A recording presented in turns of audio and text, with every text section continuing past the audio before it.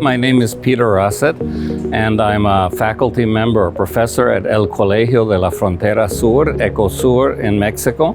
Also a visiting professor at Thammasat University here in Thailand, and I'm a staff member of La Via Campesina, Mexico. Then we can ask, what would the real solutions be? The real solutions are what, for example, Via Campesina calls food sovereignty. And food sovereignty means instead of having a globalized food economy where nobody eats what's produced in their own country, but everything is flown around the world, shipped around the world. In the US, they're going to eat what's produced in Peru. In Peru, they're going to eat what's produced in the US. All of that shipping, long distance transport is emitting greenhouse gas emissions. All of the production is industrial agriculture, more greenhouse gas emissions.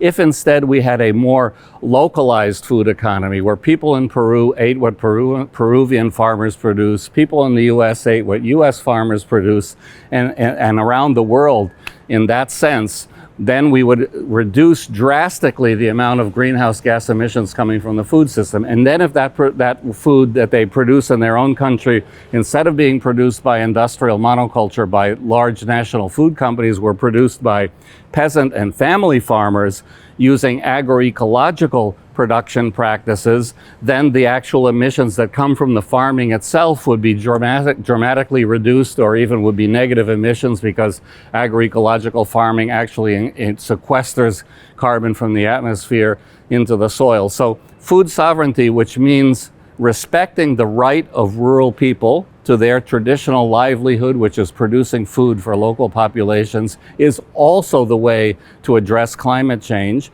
And it's also the way to stop this emergence of new diseases, because the new diseases like COVID and others, they're coming from the expansion of monoculture. The alternative to the expansion of monoculture is agrarian reform, putting land back into the hands of small farmers, peasants, indigenous people in a localized food system that social movements call food sovereignty. And so these kind of solutions, the real solutions to the planetary crisis, to the civilizational crisis, are actually coming from the movements of rural people themselves. So what we need to do as a society is listen. What are peasant movements saying? What are indigenous peoples movements saying? How do they have in their hands potential real solutions instead of the false solutions and the trafficking in false solutions that we're getting between governments and the private sector?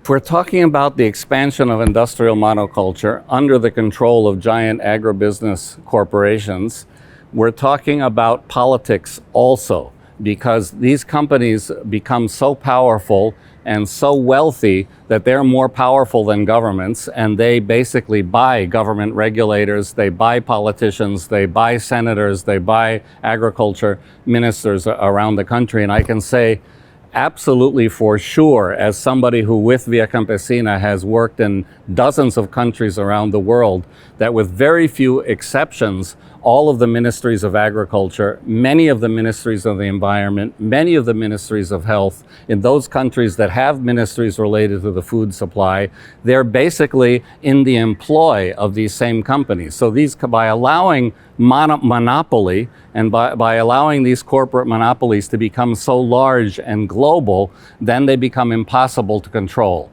And so I would say that we have, on the political side, that is related to authoritarian governments. You have giant monopolies that control governments, that want governments to act in their interests instead of the interests of the people. You have people not happy with that, protesting with that, and so that favors the more and more authoritarian government. And so we have to break this link between these growing corporate monopolies, which are in the food system, not only in the food system, but in the food system and government. And the only way to do that is by breaking up the monopolies. In fact, most countries in the world have very good anti-monopoly legislation, but very few governments actually implement it because of the corporate money and politics that corrupts the ability and erodes the ability of governments to actually regulate those companies. But we won't be able to break this rise of authoritarianism if we're not able to break monopoly capital and these giant global monopoly corporations.